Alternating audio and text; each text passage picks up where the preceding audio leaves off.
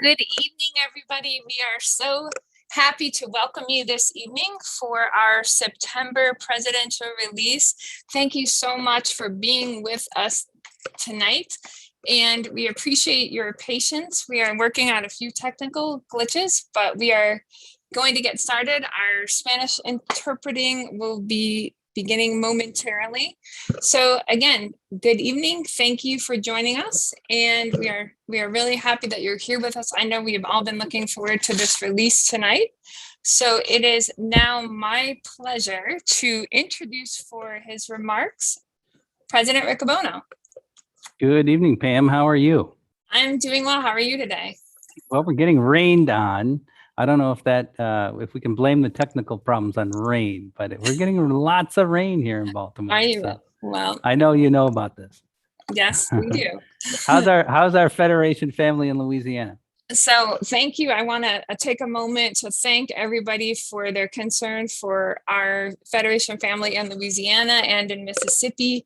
For those who have been affected by Hurricane Ida, I want to especially acknowledge our Community Service Division for reaching out, and so many individual Federationists from around the country for offering support. Our family in South Louisiana, many of our members have evacuated and are in the process of assessing and moving forward. We are a very resilient Federation family, and so your support means a great deal, and we appreciate that offer, and we will continue to lean on our Federation family during the recovery as we have. So thank you all for your concern for us.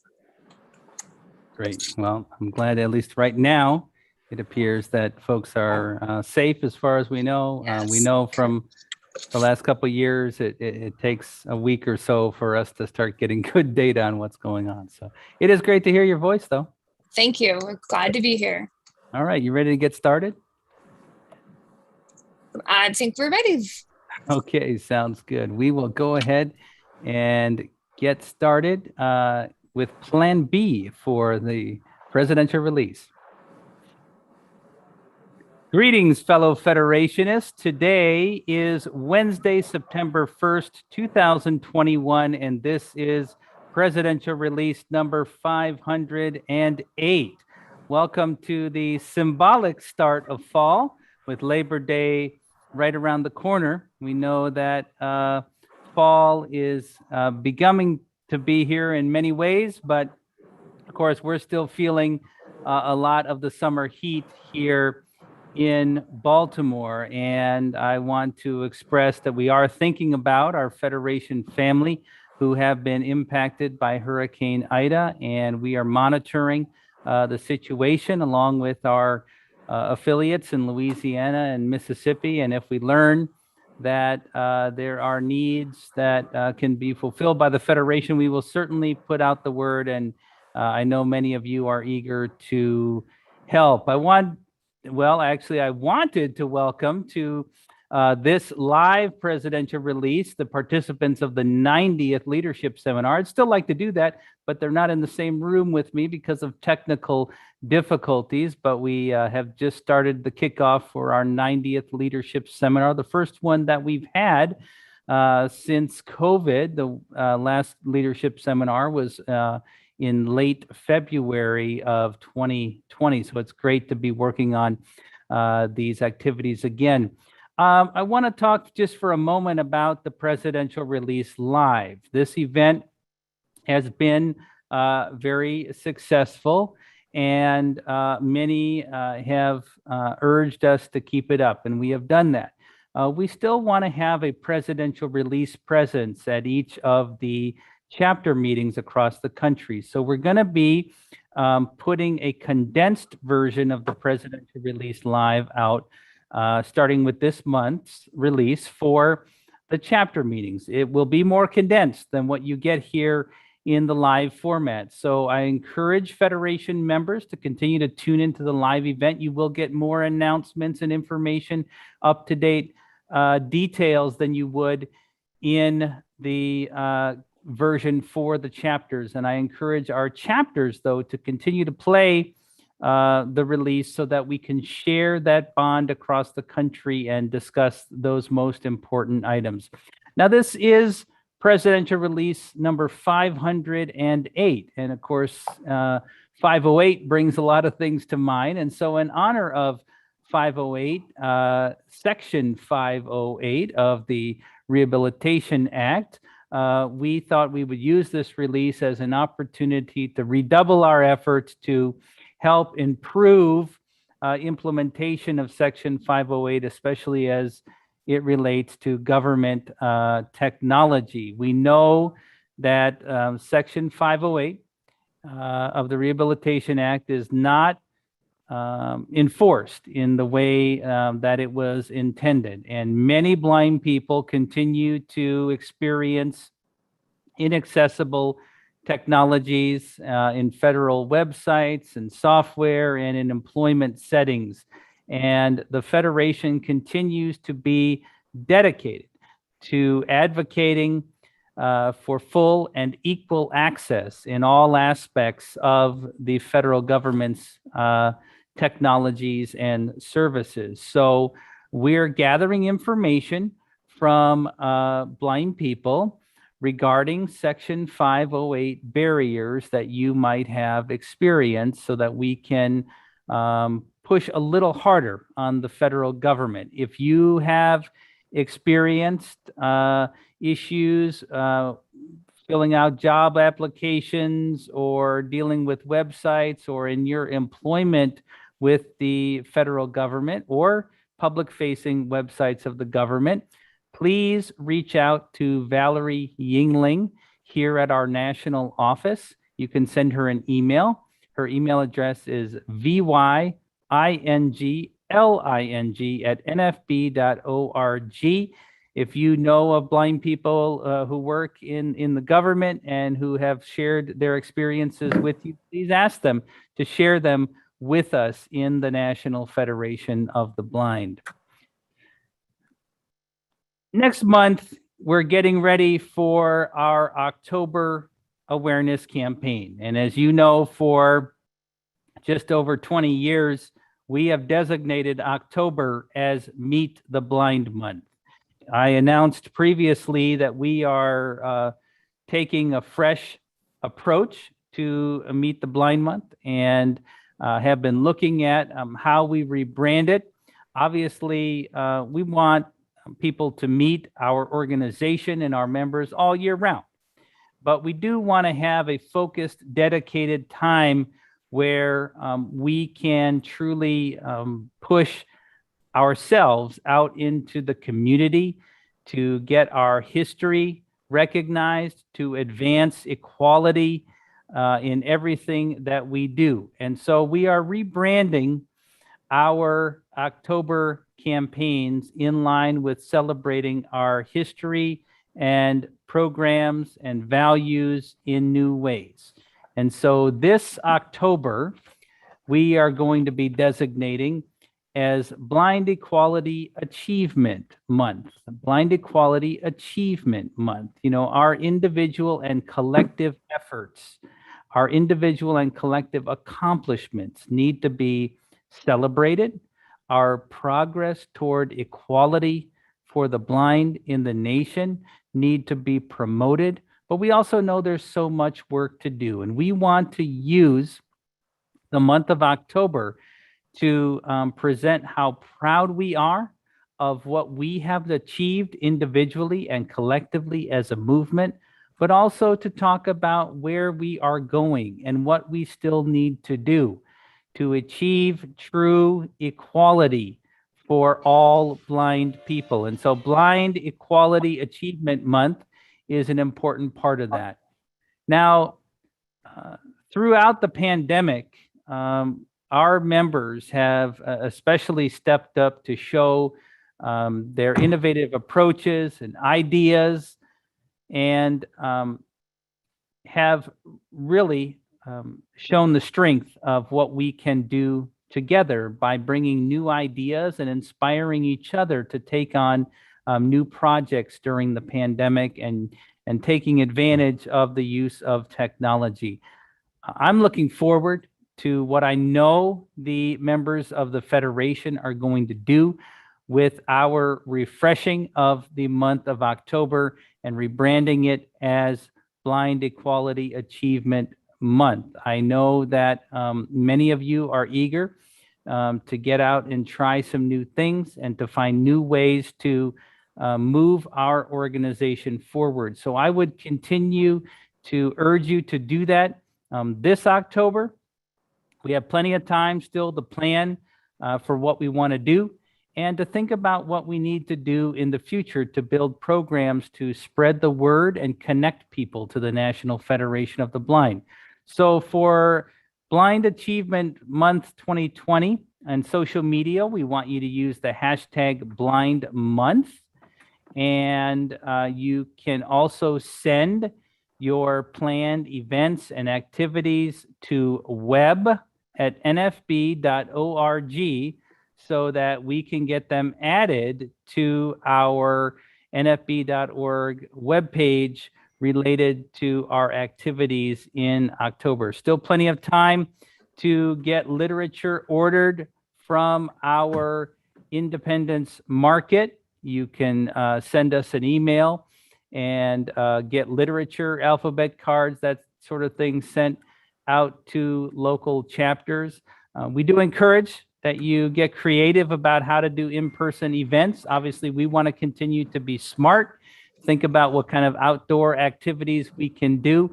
But if you can't or don't feel like in-person activities can be done in your area, there's still lots we can do with virtual activities, and I would encourage you to plan for those.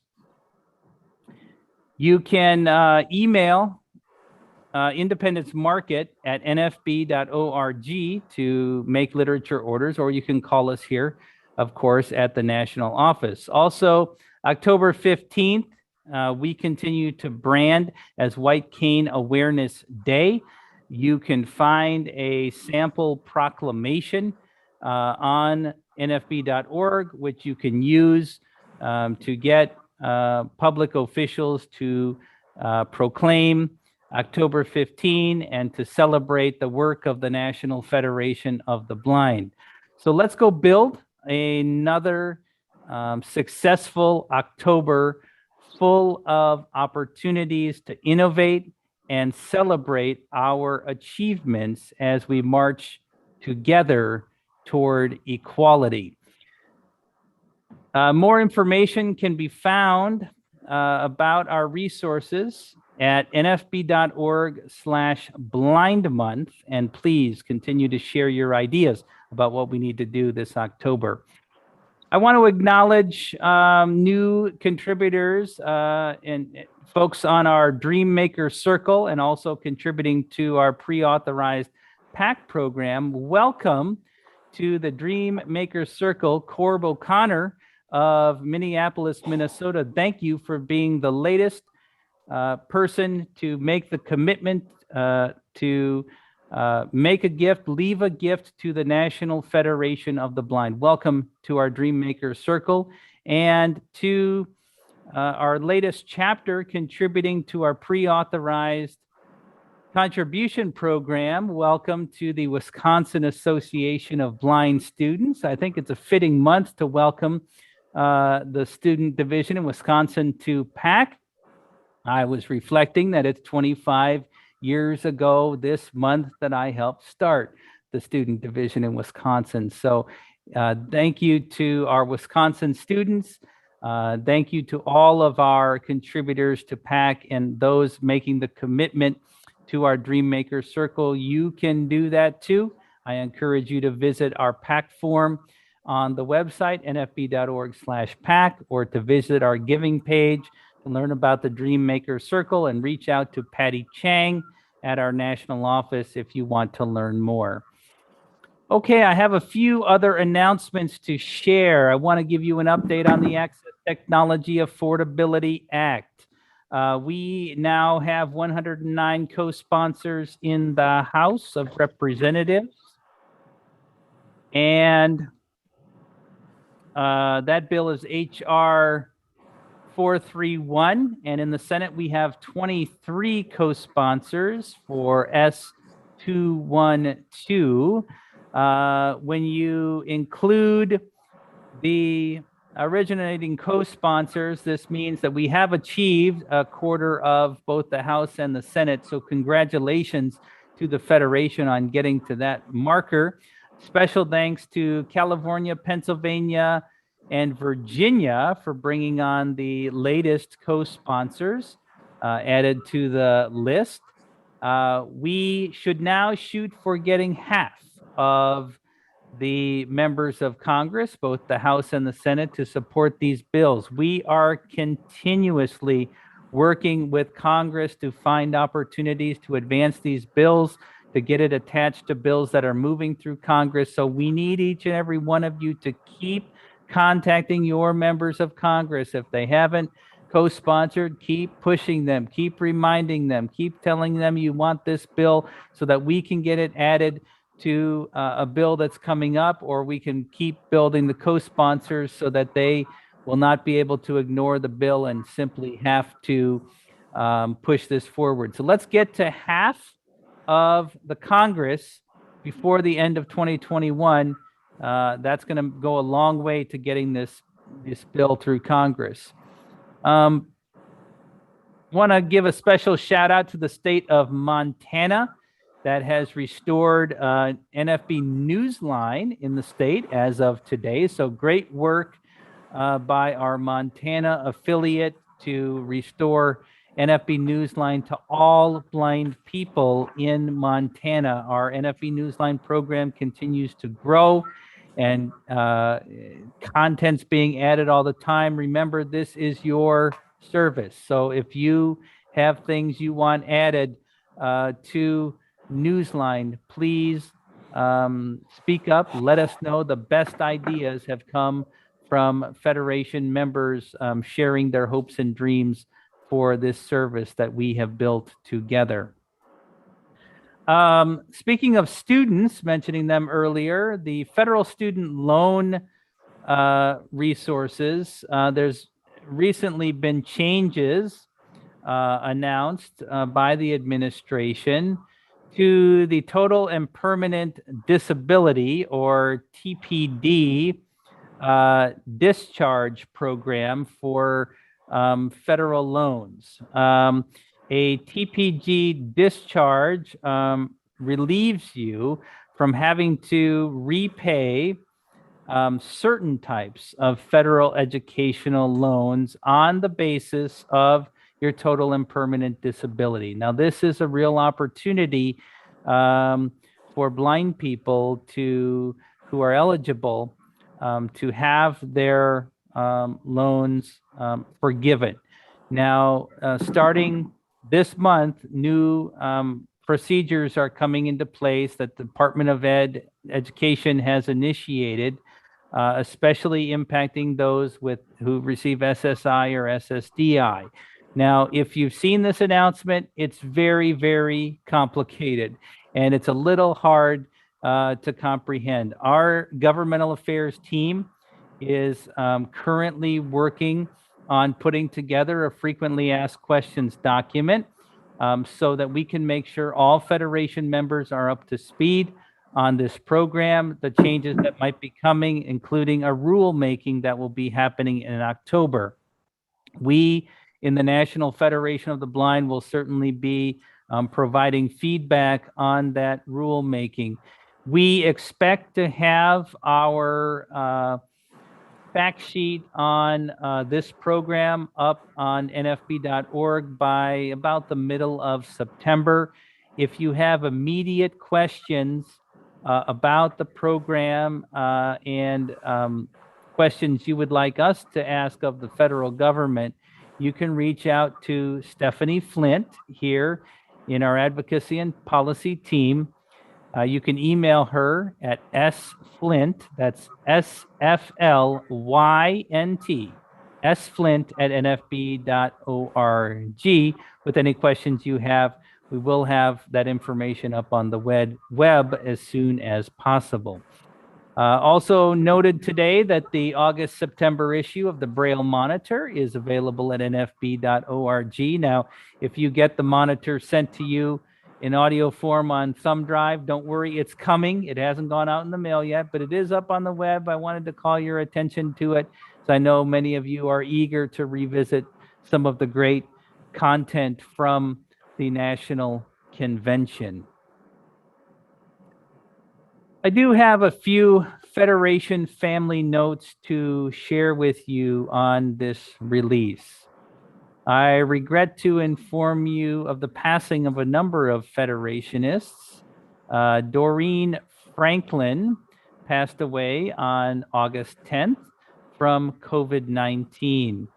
Doreen was a member of the NFB of Florida Treasure Coast chapter for many years, and she was a huge advocate for parents of blind children.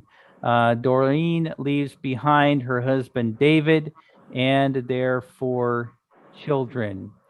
Also regret to have to tell you of the passing of Ed Meskies from New Hampshire. Ed passed away on July 25th.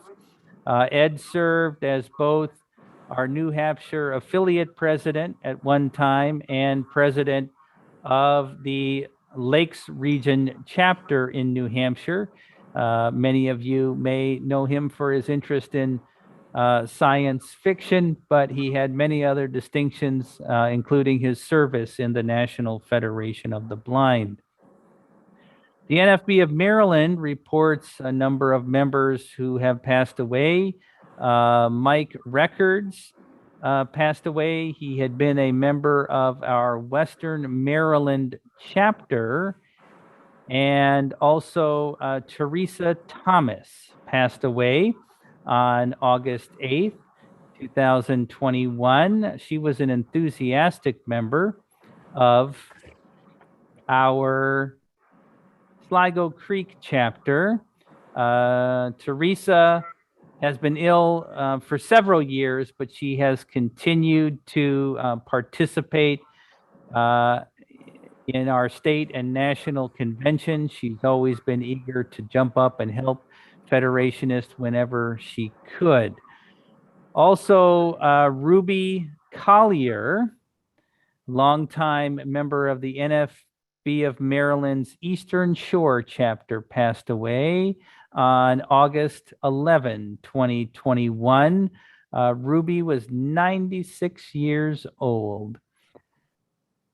Also, Kathleen Nelson, a member of the Aurora chapter of the NFB of Colorado, passed away on the 4th of July. She had been a member of ours in South Dakota before moving to Colorado. She was 74 years old. Also regret to inform you of the passing of Talita Mitchell from Louisiana. She passed away on August 15th. She was a well-respected leader and beloved mother, friend, and colleague, mentor to so many in our Louisiana affiliate. Talita served as president of our Cato Bossier chapter, and she was a member of the NFB of Louisiana's board of directors. In case you don't know, of course, Talita is the mother of Daphne Mitchell, who is a leader in the Federation. She is a member of the Louisiana Center for the Blind's board of directors and served on the Federation's task force. Finally, I regret to have to share the passing of Charlie Brown of Virginia, who passed away on August 1st. Charlie was a longtime member and leader for years in our organization. In fact, nearly 50 years. He served as a national board member, including serving as an officer, as our treasurer. He served in many other capacities in the Federation. He was a significant force in advancing the rights of blind people, especially in his position as president of the Virginia affiliate for 26 years. He was a lawyer who worked on so many aspects of our work. Most recently, he was very dedicated to the voting issues. He was critical in advancing our issues and advancing blind people's participation in the American Bar Association. And amongst all of his work, he will certainly be remembered for that, but also for his kind and loving mentorship of so many, not just from the front, but also the quiet calls that he made to share his perspective, his leadership, his advice and guidance to so many, including myself. We're gonna miss Charlie. I know that we will be having an article detailing his work in the Braille Monitor very soon. I urge you to keep Charlie's wife Jackie and family and the friends, family, and loved ones of all of these who I have mentioned and those I may not know about in your thoughts and prayers as we come into the month of September.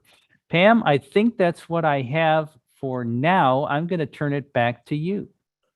Okay, great. Thank you so much, President Riccobono. And I have our results from our polls this evening. So thank you everyone for participating. We had some great questions. And our first poll tonight was, for our upcoming Federation Radio project, which would you be interested in listening to? And our top vote getter was stories about blind people. And some of our other top performers were podcast episodes, as well as music from blind artists and recordings of NFB speeches. So that's some great ideas. And our second poll is, what signifies to you that fall is here? So for this question, our top vote getter was, the temperature has dropped and there is a crispness to the air. And our second vote getter was that school has started.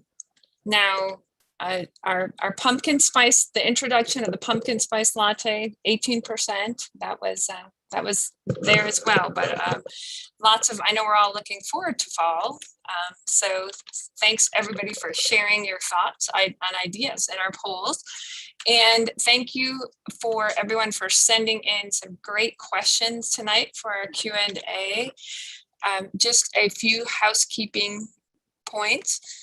If you can also email questions to cdanielson@nfb.org. We appreciate all the contributions that everyone has made. And so we'll kick it off with some questions if you're ready. I'm ready. All right, so our first question is related to the poll, actually, and some curiosity about the NFB radio project. Is there a specific question or just curious what's No, happening? just curious what the, yeah, just any information about the NFB radio project. Okay, well, our NFB online streaming project is it's coming along. We have a number of members who have jumped up to help with this, and we have a lot of great ideas that are coming together for this project, which I think at the moment we're calling the Voice of the Nations Blind, you know, kind of like Voice of America, sort of Voice of the Nations Blind. It's not a new brand for us, but that's what we're thinking it's going to be called. We're not quite ready to launch it yet. We're still working through some technical details and approaches. Obviously, in the Federation, we have a ton of great content, and we want to figure out how to curate that content in a way that's going to be meaningful. So stories about blind people, well, we got those, right, Pam? So it's coming along. I could venture to make a promise about when, but I'll either be wrong or I'll scare the team working on it to death. So it is coming. I expect you will hear something before the year is out. I think that's a pretty generous timeline. But we're excited about it in and amongst all the other things. So keep those ideas coming. Send your thoughts to communications team at nfb.org. Excellent. Okay. So we all look forward to that. Our next question comes to us from Mark Tatter of Nevada. And the question is, many local, state, and regional agencies in Nevada have started using overlays on their websites. Some of them work and some not so much. So Mark's wondering if there's a way to get some guidance on how best to approach this challenge.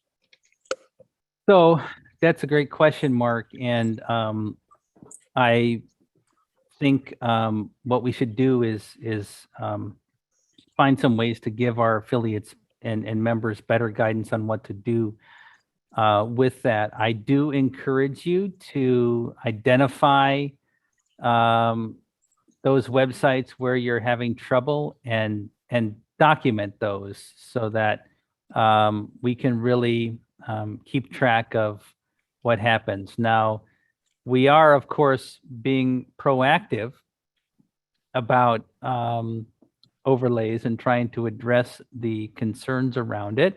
We had a resolution about this at the convention, and we are helping to coordinate a summit meeting on overlays in October. That's the big picture. To Mark's question, though, I think at the moment, what I would recommend is continue to document those websites that you're running into, especially when you find the overlay causes problems, and share that with our tech team here at the national office. And we'll be talking with the tech team about what guidance we can give blind people who may be running into those websites so that we can especially collect those examples where the overlay is not working well. We want to be leaders in helping to guide the use of the overlay technology and the discussions. And that will be happening in the coming months about how this technology can be used responsibly and in a transparent way that moves us toward greater accessibility, doesn't cause issues. So it's an emerging topic. I think it's a great question for Mark to raise. I'll raise it with the rest of the team, but I think Federation members that have ideas about more that we can do in this area, please continue to share it. We are discussing some other actions to take around overlays, especially where they are causing more barriers for blind people. Okay. We have a question, just wondering about an update on the Independence Market online ordering process. This is the put the president on the spot today. So I didn't ask the team for permission on this. Obviously our e-commerce for the Independence Market has been far too long in coming. We're still doing user acceptance testing on the new e-commerce site, which is why it's not live yet. I think it will be live by our next presidential release, if not before that. We're looking forward to getting it live and then building up our market presence. So it is coming. I regret that it has taken so long to get to where we are, but hold your dollars in plenty of time for the holiday shopping season. All right. And thanks for the staff. I just recently ordered something and it was here within 3 days. So I appreciate all the hard work there. I'm surprised with the mail. The mail is the problem. It's not the market. Yeah, exactly. Yeah. So our next question has been submitted by Linda Dominic. And this question is, how can we improve the situation regarding more vehicles and drivers to get to work on time? And also a question about improving accessibility in New York City. Well, two great questions. that I'm going to say these are the kind of issues that are perfect for our local chapters to work on. Obviously, in many places, we've grown to love rideshare as an alternative, especially to finding good drivers. That system has broken down because those companies are having trouble finding drivers. So I would encourage our chapters. This is the kind of networking and resourcing our local chapters are really good at, right? When I first moved to Baltimore, I had no idea where do I find a driver? Who are the good drivers out there? And we created a list and shared names of cab drivers that we found were good. I don't think it's our job to help Lyft and Uber increase their driver pools, but I would certainly suggest that our chapters continue to network and share resources about who people are using for drivers and readers and things like that. Similar for New York City, right? I mean, this is the kind of thing that our chapter or chapters in the New York City area should be working on, and our affiliate. Obviously, transportation is a challenge. Anytime I go to an affiliate, I hear people say this thing. Well, it's different here. We have lots of transportation issues. I hear this in every single affiliate I go to. I'm sure you do too, Pam. A constant issue for us, right? Working on transportation. But I think those issues are really best tackled through our local chapters, leveraging the expertise and resources we might have at our state and national levels. So great questions. I'm sure if I could solve the New York City transportation issues, I would have a different career. But I think by working together and sharing in our local chapters, that's our best approach. Okay, excellent. Thank you so much. And our next question is from Haley, and asking about, and if you could please give an update regarding the transition from our survivors task force to the survivors group and what the status is. Great question. Our task force, provided the board with a number of recommendations that we're working through. And we're currently in the process. We've gotten some names that were forwarded as recommendations from our survivor task force as individuals that could be co-leads for the new survivor group that we want to establish in the National Federation of the Blind. We're still having those conversations and interviews.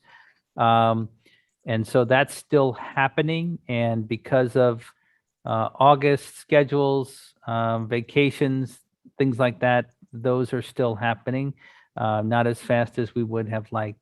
If you're interested in being a part of leading the survivor group, please feel free to reach out to me at the Office of the President. Still be happy to talk to you about that, but we do have some folks that we're currently talking to. We're hoping to get that group spun up this fall, and so that we can continue those efforts. In the meantime, also, our board of directors is making its way through all of the various recommendations. Our code of conduct process is still in place and is working well, but we also welcome feedback on that. So if you have feedback about our current process procedures, please send it along. I remind everybody that the board of directors has established an email address, boardofdirectors@nfb.org, and we're continuing to take feedback. So thank you to everybody that I know is eager to get the survivors group up and running. It is important, and we want to make sure we vet the conversations correctly. I want to make sure I give an opportunity for the names that have been put forward to have the conversation with me and another member of the board. So it's coming. I'm hoping that that'll be ready to really push forward by the time of the October release. Okay, thank you so much. And our next question is from Scott Wilson. And Scott would like to know, as the president of the largest blindness organization, what advice would you give to a newly elected officer in the NFB?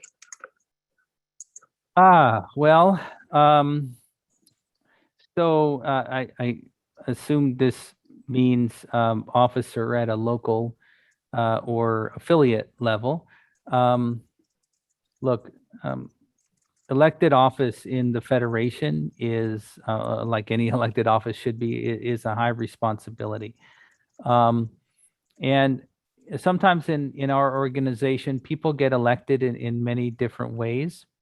What I would say is, the first thing you should do is understand your obligations as a leader. That means being familiar with the Constitution, the Code of Conduct, at any other relevant policies that your chapter or affiliate has. The second thing I would say is, make sure that you continue to stay plugged into what is happening across the Federation. So often I find that there are local leaders who get trapped in what's happening locally, and they miss the fact that local leaders should be bringing the national priorities threaded with the state priorities to the local level to demonstrate, to show that we're part of this broader network. We get dozens of questions as leaders of the organization, and we couldn't possibly answer all of them because not any of us has all the answers. The important thing for leaders to remember is that we're part of this broader network that we can pull on for support. We don't have to have all the answers. Now, I'm not saying as a leader you shouldn't work to be smart and get the answers and learn them yourself. You should. But you should also recognize that we have a whole network of people out there. So study the Federation, what's happening, not just what we're doing, but our philosophy, and try to apply it in your own life. I know when I became an affiliate president, I really decided I needed to double down on my own examination of my philosophy, how I was applying the Federation philosophy in my own life, and articulating our beliefs about blindness really helped push my own independence and understanding. So those are the things I would say. No, I guess one more thing. All of the best leaders I know, and I would say this to, I think this is true of every single person of our national board, have benefited from the advice, counsel, standing on the shoulders of others. Don't be afraid to talk to other leaders about the Federation, about what you don't know. Don't be afraid to ask those questions of other leaders across the country, whether it's our chapter presidents list, finding other ways to connect with leaders online. Heck, pick up the phone and call a seasoned chapter president somewhere. That is the best of what we do in the Federation, and the strongest leaders I know have gotten to be strong leaders because they've leaned on other leaders, and they continue to do that. If you're having trouble finding other leaders to reach out to and get mentored by, reach out to us through membership at nfb.org, and we will help you get connected. Also, your affiliate president can help you get connected. We want to build the network we have. That's what makes us strong. Excellent. All right. Well, I want to thank everybody for submitting questions tonight in our various forums. And thank you so much, President Ragbono, for your thoughtful answers. And again, just to express our gratitude from the NFB of Louisiana and NFB of Mississippi for everyone's offers of support and concern for those impacted by Hurricane Ida. We are truly appreciative and grateful for everyone reaching out and for being there to support our Federation members as we work on rebuilding and helping to support them during the rebuilding process. So thank you everybody so much.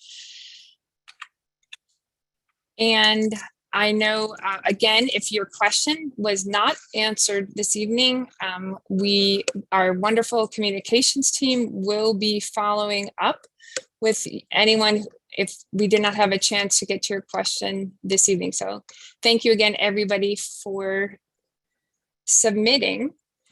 And now, President Riccobono, before I turn it back over to you, I would just like to remind everybody that you can join the next NFB Presidential Release Live on October 1st at noon Eastern Time using Zoom, the Nation's Blind YouTube channel, our intranet stream, or by asking your Amazon device to open Nation's Blind.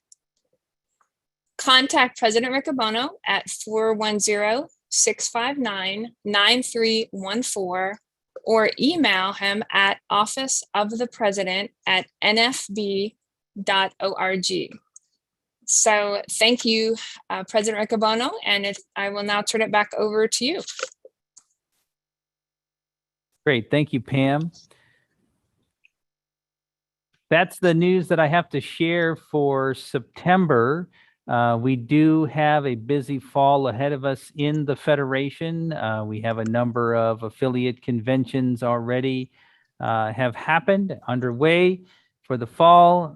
We're all trying to balance the struggles of staying safe in person, whether we should go virtual. I continue to urge everybody to stay safe, stay smart, and continue to build the Federation. We're going to move to some of the customary endings, but before we do that, let me say, let's go build the National Federation of the Blind. Now, Pam, we're coming up. It's not quite Halloween, but the candy's already in the store. So, and it is back to school time. So, do you know why the M&M decided to go to school? I can't imagine why. Because they wanted to be a smarty. Bum-bum. I don't know if we have any other customary endings, but if we don't have them, which I don't think we do, you can tune into the recorded version to get them. They're very cute. You'll want to hear them. That's the best I got, though. So That was pretty good. You know, we've been having this live release now since April of 2020. And this is the first one where we've had major technical difficulties. So you got to say our record's pretty good. So thank you for tuning in, everybody, to this technology broken version of the Presidential Release Live. Pam, I don't know. Did you say when the next one was? I sure did. October 1st at noon Eastern, Yeah, and we will noon. very much look forward to everybody being present with us. Yeah, we're going to try something new. So tune in at noon. I know it's an odd time. We're going to try to do that for Blind Equality Achievement Month kickoff. We're going to try it. If it works, cool. If it doesn't, we get it. But we're trying some new things. So thank you, Pam. Thank you, fellow Federationists. Let's go build the National Federation of the Blind. Good evening, everybody.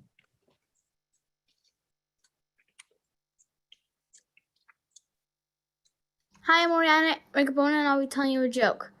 Why do kittens get in trouble at school? Why? Because they're copycats. Okay. Hi, I'm Elizabeth Riccobono, and I'll be telling you a joke. Why did the ghost stop studying? Why?